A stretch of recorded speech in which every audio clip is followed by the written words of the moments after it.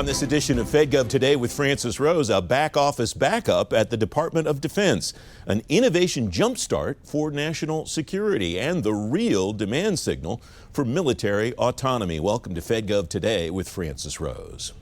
43% of the Defense Department's spending on major business programs is going to only 4 of those programs.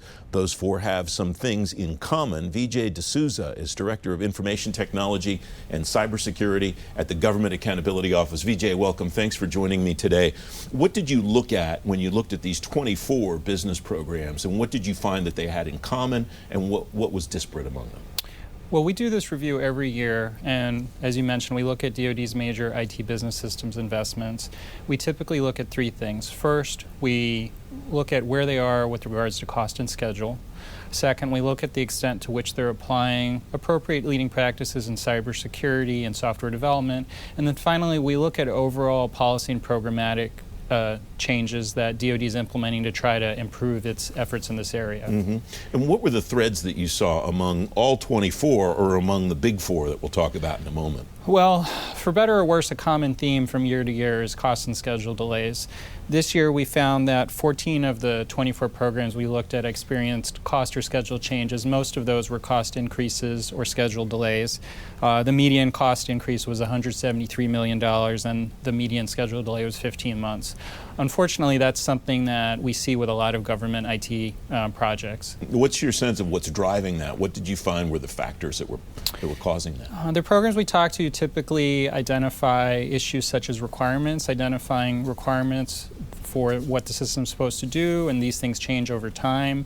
There's typically challenges with testing, and then also staffing and workforce issues. One item that was supposed to help software developers in general, not just in the Defense Department, to meet schedule requests, to meet timelines better, was agile software development. I note in your work, 11 DoD IT business programs reported actively developing software using recommended agile and iterative software development approaches and practices. That's out of 24.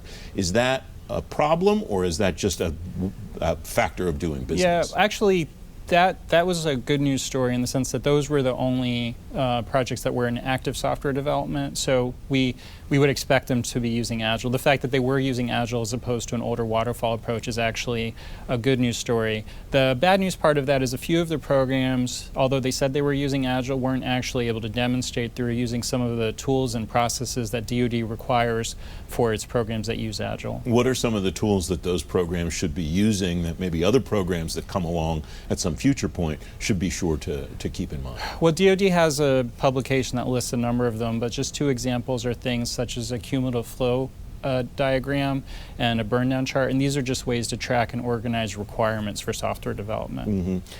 You also write 2 programs did not have an approved cybersecurity strategy.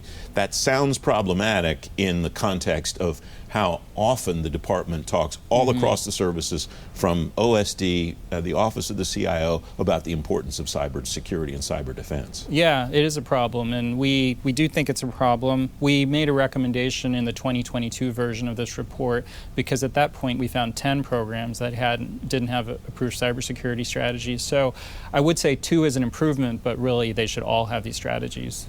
That's what I was thinking as you're conveying that. 10's better than 2, or 10's worse than 2, but 2 is worse than 0. Is Correct. 0 attainable in something like this, especially given how important cybersecurity is? Is that doable? I mean, every major program should have a cybersecurity strategy. There's no question. You also write 4 programs had not developed plans to implement zero trust architecture in their cybersecurity frameworks by DoD's 2027 deadline.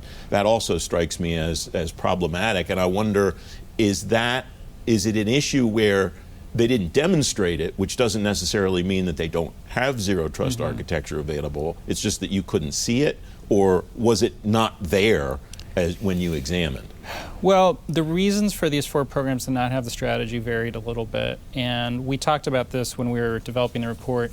We didn't make a recommendation here yet because the 2027 deadline hasn't yet occurred, and some of the programs had valid reasons. They were going to rely on another component strategy, and that strategy wasn't yet done. But our concern as we do this in future years is going to be, do they hit that deadline? I mean, I would say honestly, if they don't have the strategy by next year, 2027 is around the corner. It's going to be difficult for them to achieve it. We just have a couple of minutes left, but you've made the point a couple of times that this is an ongoing body of work on your team's part.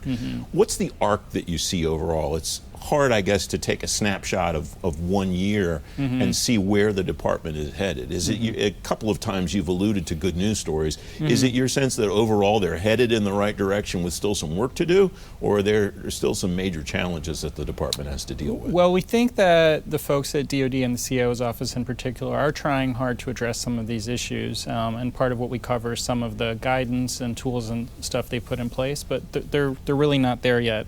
The other thing I want to mention is, as we look at different issues from year to year, for example, this year was the first year we looked at artificial intelligence. That's something we'll start to look at in more detail as it becomes more widespread.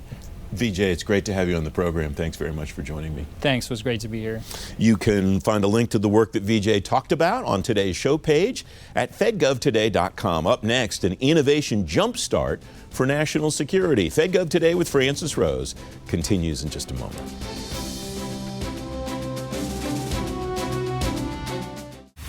Innovation doesn't wait, and neither do we. At Maximus, we solve problems, streamlining operations, delivering solutions at speed and scale that drive measurable results. From strategy to execution, we simplify complexity, building trust through expertise and innovative technology. Every service, every time. Efficient government delivered. We don't follow innovation, we drive it. Maximus.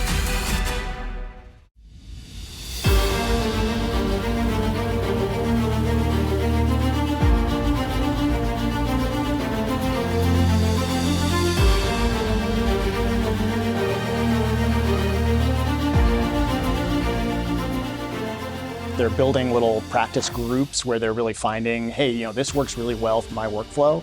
And that's what I mean by empowering the frontline employees, because we're not going to be the ones to decide, or I think it would be a mistake for us to think here in DC that we can decide how this should be used. The people on the front lines know what their problems are. We need to give them the tools, and they're going to create solutions that we never expected. One of the things that we've done is a skills store. And that skills store is basically born out of these communities of practice and the best use cases. And rather than having people go back in and say, where was that prompt that someone did, or where is that document library that people are using, creating these micro applications within the enterprise tools that people can call.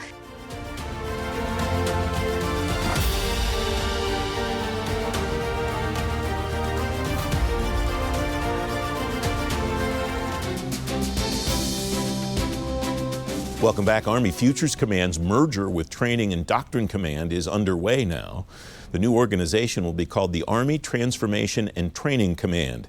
Jeb Nadonner is Senior Vice President of Government Relations at Govini. He's former Deputy Assistant Secretary of Defense for Industrial Policy. Jeb, welcome. It's great to have you on the program. This Army change is just one example of how innovation units across DoD are changing and evolving. DIU is another one that is in the process of evolution. What's your sense of how these organizations have done at their mission of bringing more commercial technology into the department and bringing more non-traditional vendors into the defense industrial base? Well, this journey with the innovation groups in DoD started roughly around 10 years ago. Two of the most successful ones have been Army Futures Command and DIU. DIU, I would just note, only recently got a proper budget from Congress, so it's been working on sort of fumes. But it's done good work nevertheless. Very promising organization. Army Futures Command is premier in terms of integrating non-traditionals. They have shown it is possible to really shorten the acquisition life cycle, to go from prototype to production to fielding very, very quickly. So I think it's a model for everyone else. What do they do that the other services could do, and what do they do that is unique to the Army and its mission that might not be replicable in another organization? Well, I think that some of the things they're doing are very replicable. They're keeping requirements to the essential, not adding a lawyer's book to things. They are inviting in all companies. It's true competition with them. It's not just a show and okay, then we go with the usual ones. And they're mixing and matching, I think, the traditionals and non-traditionals really well. And it's all about outcomes and what they can get to the warfighter field quickly. So a lot of commendations to the Army on this. I think the first discussion I had with somebody on this program about the Valley of Death had to be at least 10 years ago. And I'm curious what that looks like in your view today, whether it's easier for companies to get from award to delivery while still being able to stay in business, given the life cycle that a government contract takes. Well, there's really two kinds of companies, non-traditionals. Some are dealing with the Valley of Death because they have an idea for a technology, but they need federal funding to get themselves over the valley. There's another kind of commercial company, non-traditional. They're paying their whole way. They're venture-backed. They live and survive based on their orders. So they don't really face that conventional Valley of Death. What they do need are orders. Because if not, typically they're commercial companies, so if the DoD won't buy, they'll then go to the commercial sector. And that would be a big loss for national defense. Is there a role for companies like that to partner with other types of companies, to partner with big primes? What does the relationship fluidity look like in your view? I think where it's going is, one is there's some things that the non-traditionals do better, particularly software. But there's some other things that they may be able to be very cost competitive, certainly rocket launch, maybe munitions. And there are going to be other areas where the combination of the traditional primes and all their expertise and all their infrastructure and assets with the non-traditionals becomes really powerful. And we just saw a great example of that in Israel.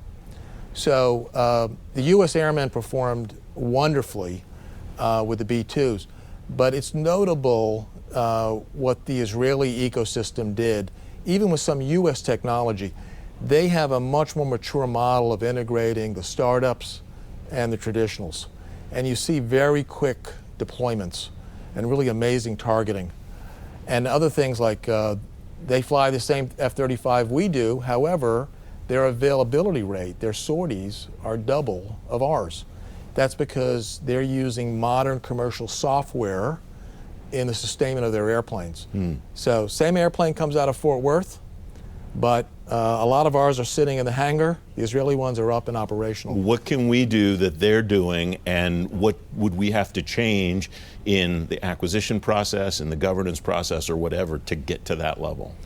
I think a good starter would be follow the law. Congress has made all the acquisition streamlined laws that one could ask for. And they'll produce even more. But what's on the books is excellent. It's a question of following it. Second thing is follow the President and Secretary of Defense's guidance. They have been very clear with the DoD. Get on with it. You have all the authorities you need. So it's a question of sort of the big DoD middle actually feeling comfortable enough to say, okay, I can use these so-called new acquisition pathways, even though they're many decades old. But if we have a focus on results, then it'll be very clear that these pathways are the right way to go. Jeb, and we can get that kind of speed of the Israelis. It's great to have you on the program, Jeb. Thanks for doing it.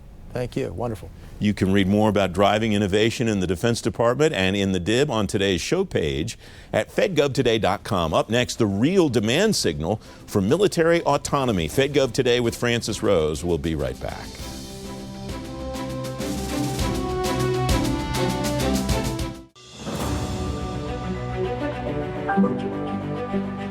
And the secret to our sauce and our success has been that I have my IT team embedded with the software, with the agents and officers, and making sure that our solutions are responsive to their needs.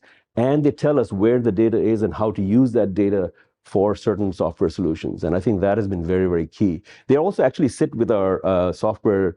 I've got about 250 Agile teams. And this, again, I'm giving all my secrets away. That's why I invited you.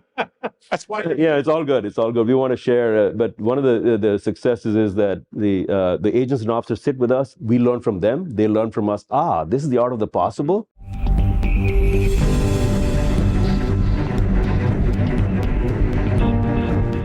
That's the area that we're super excited about kind of in the future. So it's not just about visibility, right? Visibility is kind of like your table stakes now. It's really been able to put that data into action, right? And actionability. And so imagine One of our most common use cases is identify my blind spots. So maybe give me all of the systems that are supposed to have a security agent on them, but don't for whatever reason. So we can identify that very easily. But the cool part is not only identify it, but then we can go back and work with the source tool to go put the right agent on the system. So that kind of automation is improving their overall defense posture for sure. Welcome back. Each of the military services includes uncrewed or optionally crewed systems among the programs it's prioritizing. But there may be a disconnect between the Pentagon's strategy on autonomous vehicles and its budget lines. Timothy Walton is Senior Fellow with the Hudson Institute. Nick Girton is founder of Girton Transformation Associates and former Assistant Secretary for Research, Development, and Acquisition for the Navy, former Director of the Office of Operational Test and Evaluation at DoD. Gentlemen, welcome. Thanks for joining me today. Tim, I start with you. Your colleague Brian Clark of Hudson said recently that he sees that disparity that I mentioned a moment ago between what the Pentagon can buy with the budget that it's been given by Congress and what it needs from an autonomy perspective. What do you make of that disparity? Yep, that's absolutely true. I think for years the Navy's recognized it needs to lean more into uncrewed systems. We've seen different force designs and 30-year shipbuilding plans that the Navy's laid out, starting to talk more and more about uncrewed systems across the classes of vehicles. And the Navy's also spent billions of dollars over the past decade on research, development, test, and evaluation, mostly, but has relatively little to show on the procurement side. We now have a new administration that I think is interested in cultivating this burgeoning uncrewed vehicle industry, and many players are joining, mostly venture capital-backed startups. But the question is, well, how much funding is actually going to go to which ones? And part of the challenge is thinking through what are promising classes of operation, concepts of operation, ways in which military forces would fight, and then design classes so that the Navy could start to focus on some and start to drive procurement funding in that direction, as opposed to just this never-ending RDT&E cycle. Is there a difference in your view in the way that's playing out with autonomous vehicles versus what's happened with other types of new developments in weapon systems in the past? I think it is. So the Navy had its Task Force 59 in the Arabian Gulf, where they were slowly experimenting with unmanned vehicles and invited a range of performers to bring their kit and play in the Gulf and demonstrate it. But to date, there really hasn't been that clear transition to buying things at scale.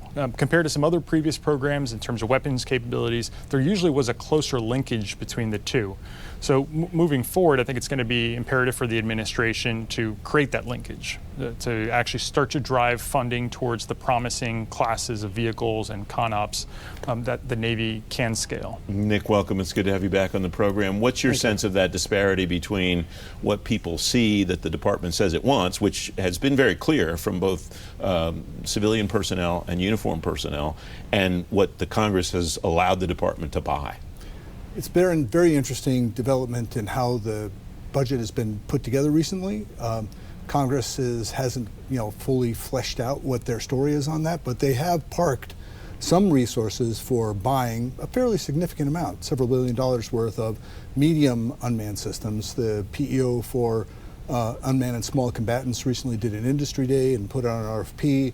So we're seeing movement in that direction. I think as we start expending those resources and building out some of those things that, as we mentioned, had shown operational utility, then some of the other bills will have to come. Like, you build these things, where are you going to put them? Where are you going to tie them up? How are you going to maintain them? So all of those other aspects of a fully vetted budget commitment will start to come to fruition as this year, next year play out. And I think if we look back maybe 5 years ago, when we were generating some of these fleet architecture studies, there were a number of people in Congress who said, okay, it's great that you're interested in having these long endurance, Pacific operating unmanned vehicles, but the maturity isn't there. So Congress started spending a considerable amount of money on land-based engineering to buy down some of the risks, some at-sea testing capabilities. We're now starting to approach the point where some of those capabilities are maturing. So as you mentioned, Nick, in terms of the medium unmanned surface vessel, they're narrowing down from having a variety, they used to have this focus on large unmanned surface vessels, medium unmanned surface vessels, multiple varieties of them. They're trying to focus maybe on one type of medium unmanned surface vessel onto which they can put 8 Tomahawk-sized missiles, some other sensors, and then focus on the attributes. The one concern I will have regarding what the Navy did put out in that industry day is they seem to be focused on a vessel that could go pretty fast, 25 knots, so it can keep up with the larger cruisers, destroyers in the fleet, but it can only do so at 2,500 nautical mile range. So that means they would need to refuel pretty frequently, which maybe undercuts some of the more promising concepts of operation, where you could send these uncrewed vehicles on their own to be able to scout or to be able to attack enemy forces. Some of the testing that Tim talked about undoubtedly happened on your watch. What did you see when you were in that role, and how are you seeing that manifest itself now in what people are both asking for and in the capabilities that companies are delivering? So one of the challenges with fully autonomous surface vessels going out over the span of thousands of miles is that we don't actually know whether or not that's going to work. And so having an operational concept looking good on paper, but experimenting with it at sea and validating that those, or finding new approaches, that's going to be a big part of using these vessels that we're about to make this commitment to buy, and how the fleet ends up using them, and then where those big bets get laid down. I'm especially impressed, if you will, by those organizations doing what I asked them to do, which is to think about the modularity aspect of it and how to change out the payload capacities of these vessels so that you can mix and match different kinds of effectors or sensors depending on what the operational needs would be. It's always better when the director gets what he wants, is what I understand, as to how it works inside the building. What's your takeaway from what you're seeing, though, in places like the Middle East, in places like Ukraine, about what organizations are doing on the fly, and not even organizations necessarily. Sometimes it's individual people or small organizations within militaries about what they're doing, Nick, on the fly, and what's the implication for that in an organization like the Defense Department or one of the branches? So what's happening in Ukraine is worthy of study for a long time. But first and foremost, they're fighting in their backyard. We need to span the tyranny of distance. And so we need to have capacity that will go far and be there with substantial firepower.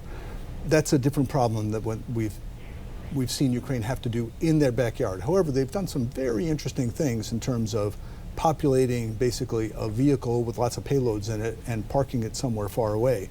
That's very interesting, worthy of study, and that's something we can replicate on and advance the practice. And I imagine that's a strategic element as well as a hardware element. There are a lot of different ways that can go. Am I on the right track? Absolutely. There? And one of the things that we need to think about is how do we leverage the new development tools that are burgeoning now?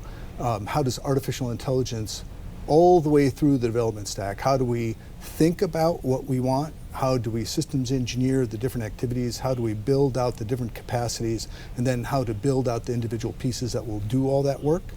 It's a very exciting time to be in this business. Tim, you wanted to add something? Yep, I think the most important lesson is just operational adaptation. It doesn't really matter how good of a capability you start the war with, but how quickly can your organization adapt and set up the processes so that you can learn from the environment, and quickly adapt in terms of pushing new software upgrades and fielding new hardware. I think the U.S. Navy is trying to learn some lessons from its operations in the Red Sea and was able to do this at some scale.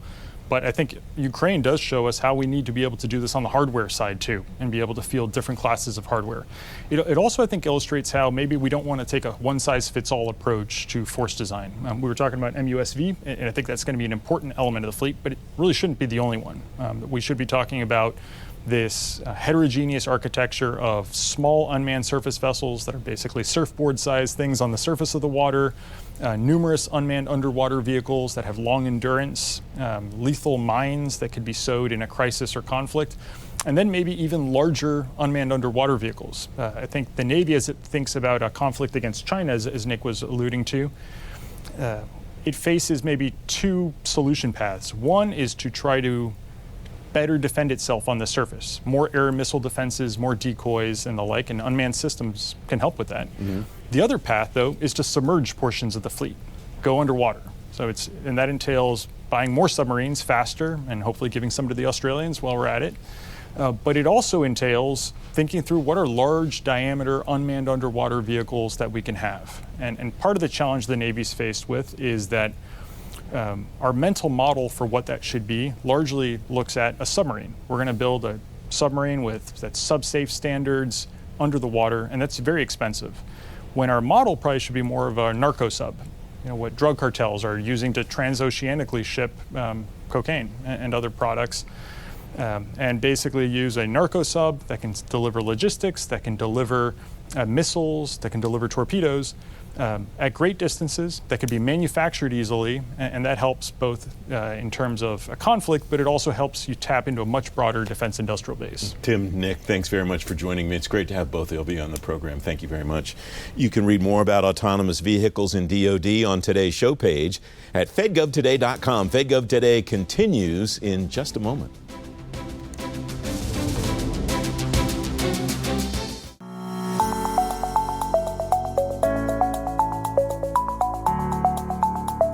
Great example I love to share is in the science domain. We work with the U.S. National Labs, and we did a 1,500 scientist hackathon a couple months ago, where we had 1,500 scientists across the national labs use our models to try to advance the research they're doing.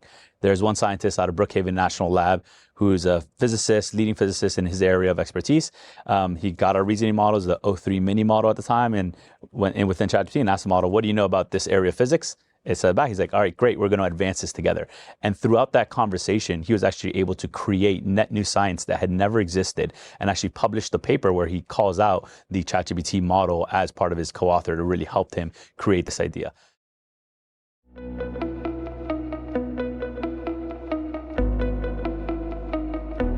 The past 5 to 8 years, we're seeing not just the attacks increase, but also the successful attacks that have physical consequences in those environments skyrocket.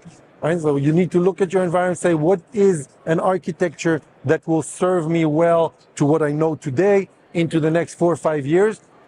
Design it and then go implement it versus still dealing with the challenges of the past.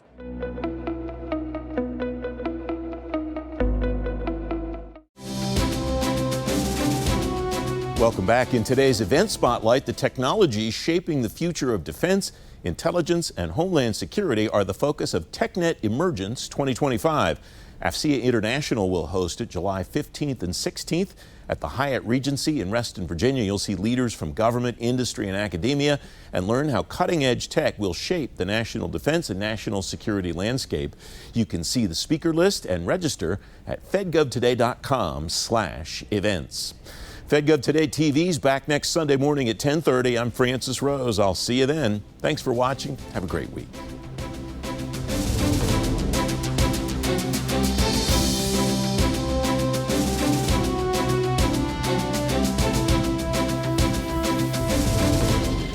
If you want insights from agency and industry leaders on the latest topics in technology, management, workforce, defense, and acquisition, sign up for the FedGov Today podcast with me, Francis Rose. I release new episodes every Tuesday and Thursday, so you'll stay up to date on the issues that matter most to federal government leaders. Listen at fedgovtoday.com and everywhere you get your shows. Don't miss out on the conversation. Follow the podcast today.